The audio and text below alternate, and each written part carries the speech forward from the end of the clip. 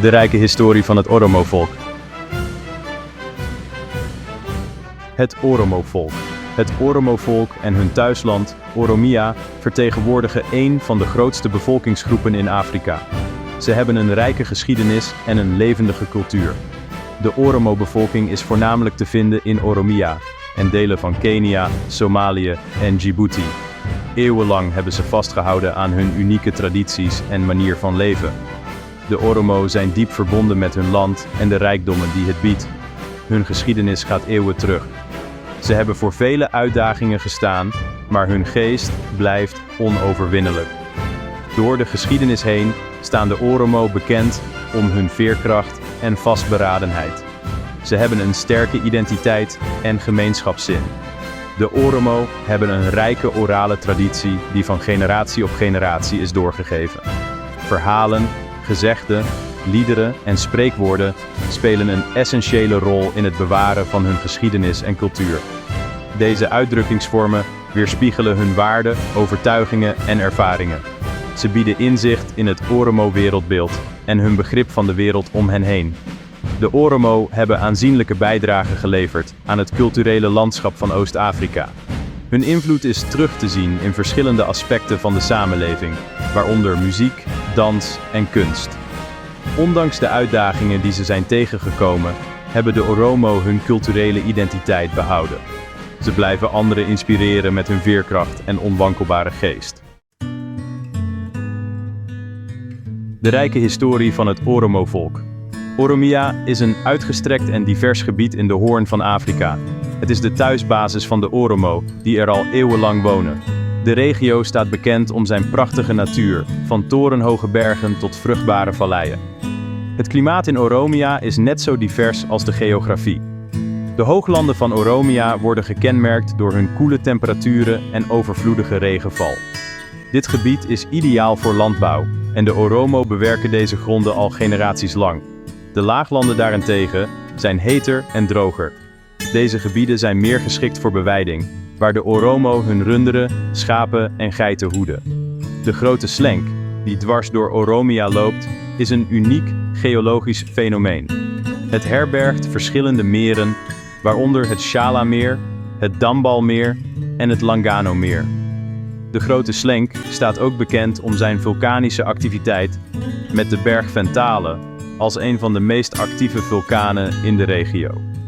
Oromia herbergt een grote verscheidenheid aan planten en dieren. De regio is vooral beroemd om zijn koffie. De diverse ecosystemen van Oromia spelen een essentiële rol in het leven van de Oromo. Ze voorzien hen van voedsel, medicijnen en materialen voor constructie en kunstnijverheid.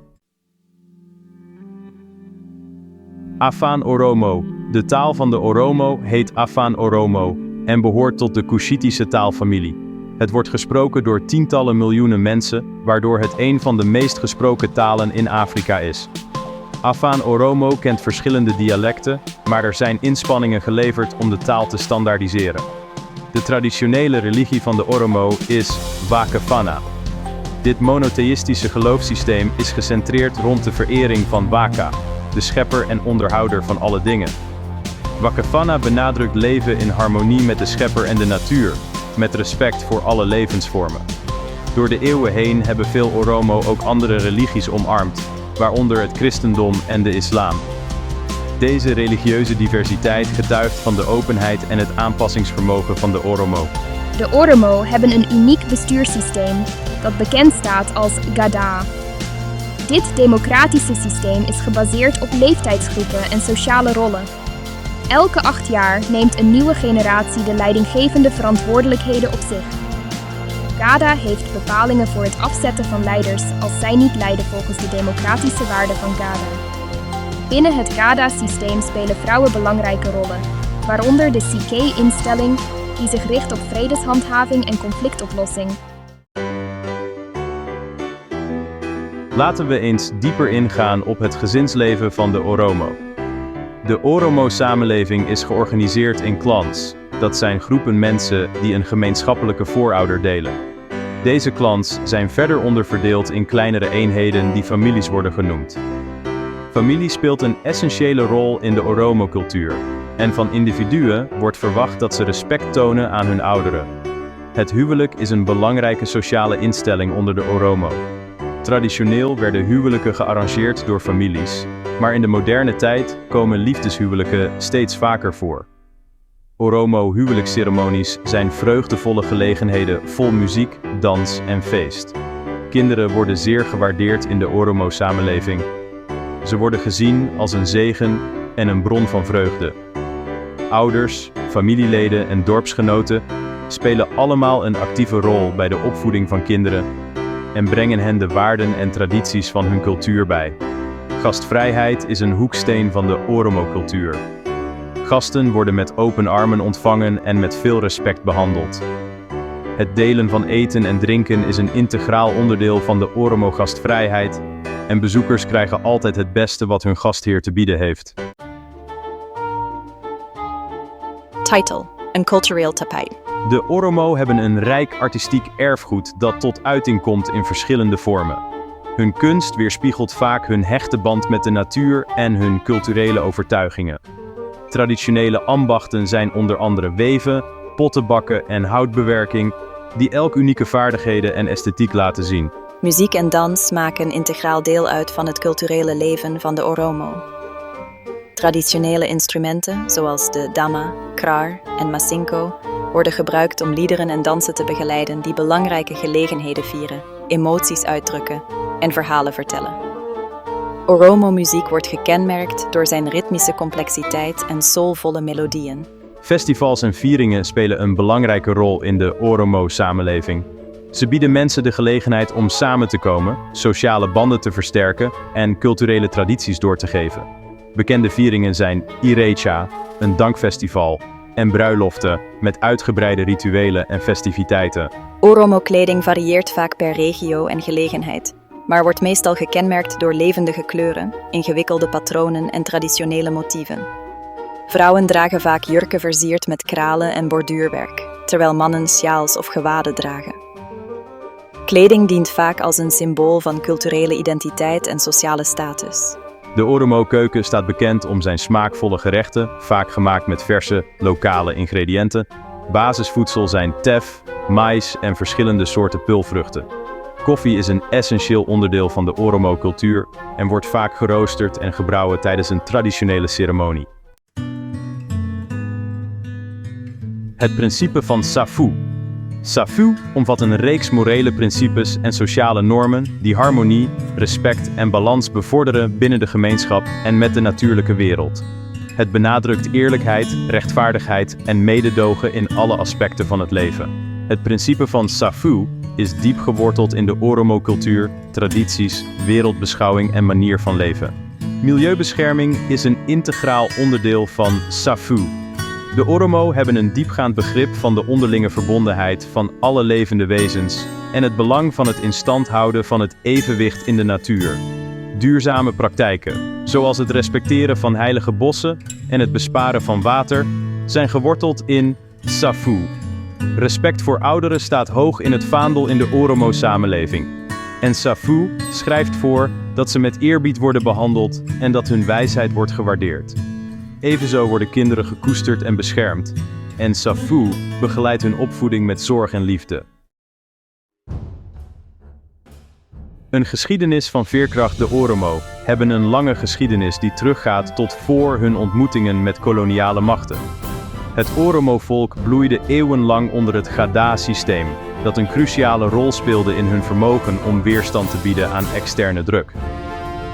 De Oromo hebben met succes de aantasting van hun land door naburige Abessijnse koninkrijken weerstaan. De Oromo vochten om hun land en manier van leven te beschermen.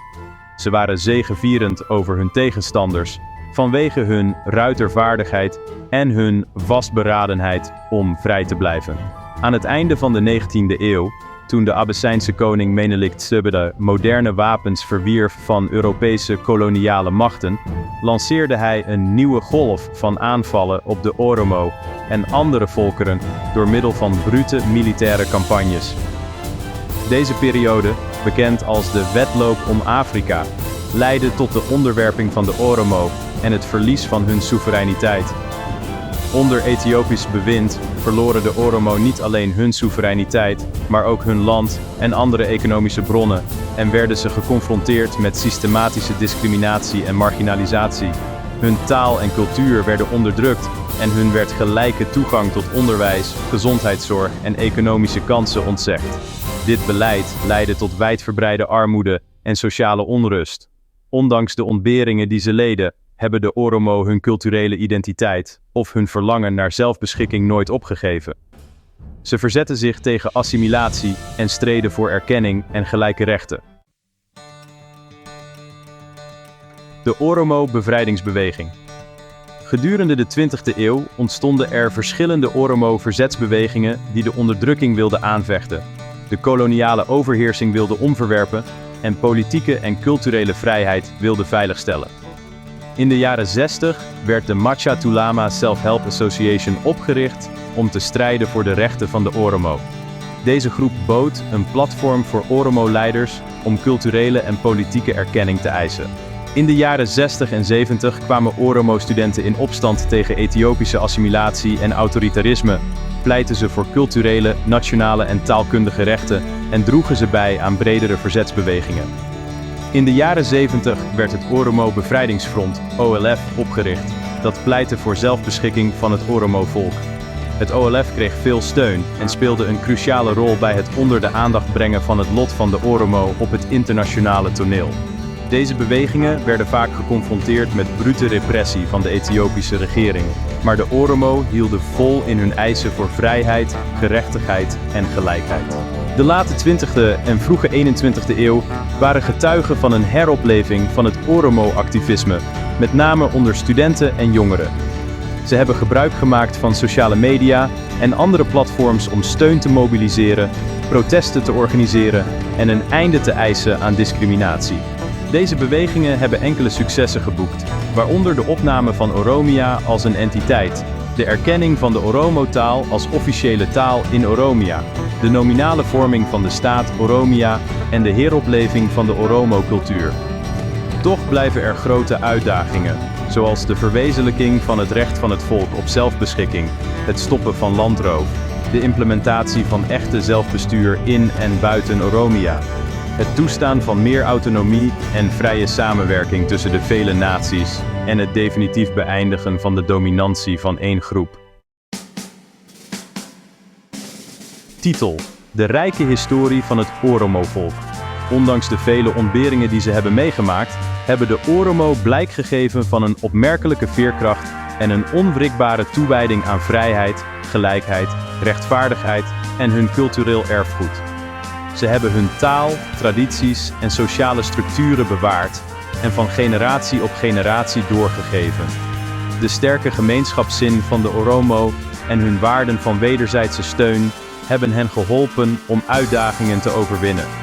Ze hebben een lange traditie van collectieve actie, waarbij ze samenwerken om gemeenschappelijke zorgen aan te pakken en degenen die het nodig hebben te ondersteunen. Hun artistieke uitingen, van muziek en dans tot poëzie en verhalen vertellen, weerspiegelen hun geschiedenis, worstelingen en aspiraties. Deze culturele vormen dienen als een bron van kracht, eenheid en inspiratie. De onwrikbare vastberadenheid van de Oromo om hun rechten veilig te stellen en een betere toekomst te creëren voor henzelf en hun kinderen is een bewijs van hun geest. Ze blijven anderen inspireren met hun moed, veerkracht en inzet voor rechtvaardigheid. Titel: De rijke historie van het Oromo-volk. De Oromo kijken met een mengeling van hoop en vastberadenheid naar de toekomst. Hoewel er nog steeds uitdagingen zijn, is er een groeiend besef van hun rechten en een wereldwijde beweging die hun strijd voor gelijkheid steunt. Onderwijs wordt gezien als de sleutel tot vooruitgang en er is een sterk verlangen onder de Oromo om hun kinderen de kansen te bieden die zij zelf ontzegd werden. Toegang tot kwaliteitsonderwijs is essentieel om toekomstige generaties mondiger te maken en hen in staat te stellen volledig deel te nemen aan de samenleving.